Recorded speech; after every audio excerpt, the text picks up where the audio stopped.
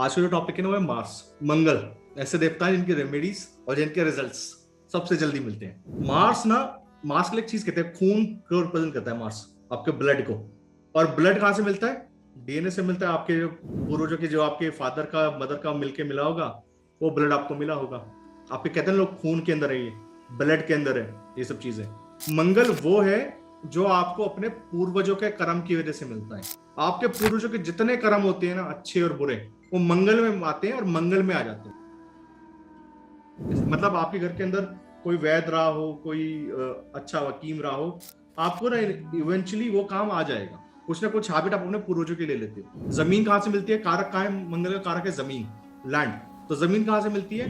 पूर्वजों की वजह से। आप पैदा होते आप मालिक बन जाते हो जमीन के, हिस्सेदार बन जाते हैं जमीन की प्रॉपर्टी के अंदर। आजकल फ्लैट्स है तो फ्लैट के अंदर आप हिस्सेदार बन जाते हैं।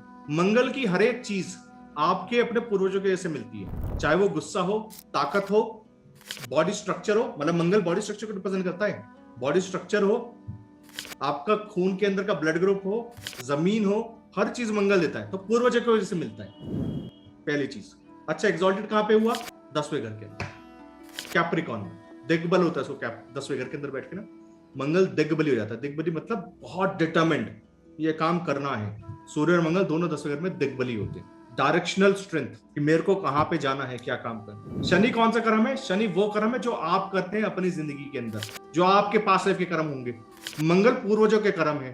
तो जब मंगल आपके पूर्वजों के घर में आपके अपने कर्म में क्या बैठता है, मतलब आपके पूर्वजों के कर्म आपके अपने कर्म से मिल जाते हैं, तो मंगल उच्च का हो जाता है, क्योंकि आप सिंक्रोनाइज हो गए हैं आपके कर्म और पूर्वजों के कर्म।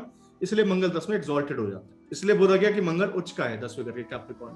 नहीं तो शनि के घर में मंगल का उच्च का होना कौन सा वो दिखाता है? मंगल तो कर्म है पूर्वजों के, शनि आपका कर्म है। तो आपका कर्म जब सिंक्रोनाइज होता है, जब पूर्वज चाहते हैं, तो जो कोई भी मंगल 10 के साथ पैदा होता है, तो इसका मतलब ये है कि पूर्वजों का कोई ना कोई कर्म था बहुत अच्छा, जिसको पूरा करने के लिए ये व्यक्ति ने पैदा जन्म लिया है। तो मंगल कैप्रिकॉर्न 10वें घर के अंदर ये कर्म दर्शाता है उच्च का होके।